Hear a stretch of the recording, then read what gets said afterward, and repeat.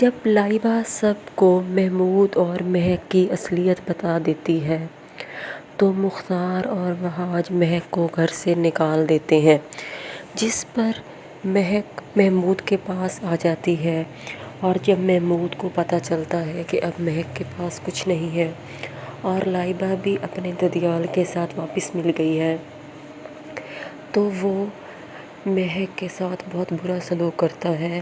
وہ اسے کہتا ہے کہ تم جاؤ اور اپنی بیٹی کو واپس لے کر آؤ، کیونکہ اگر تمہاری بیٹی نے ساری جائیداد کسی طرح سے میرے نام نہ کی تو میں تم دونوں ماں بیٹی کو مار ڈالوں گا۔ جس پر مہک کہتی ہے کہ میں تو تمہارے ہاتھوں مر ہی چکی ہوں، میں اب کسی صورت بھی اپنی بیٹی کو تمہارے حوالے نہیں کروں گی، کیونکہ وہ جہاں بھی ہے میں اس بات پہ مطمئن ہوں کہ وہ پرسکون اور محفوظ ہے۔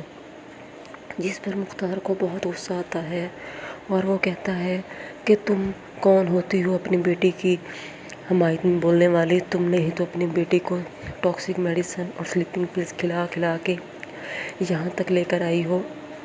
جس پر وہ کہتی ہے کہ میں غلطی پر تھی۔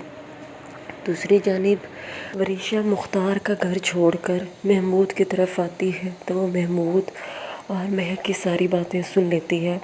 اسے اس بات کا اندازہ ہو جاتا ہے کہ اس کے باپ کے ایکسیڈنٹ میں بھی محمود کا ہی ہاتھ تھا۔ اتنے میں محمود مہک کا گلا دبانے کی کوشش کرتا ہے تو پیچھے سے وریشہ بھی آ جاتی ہے۔ وہ کہتی ہے کہ میری مما کچھ نہ کہیں۔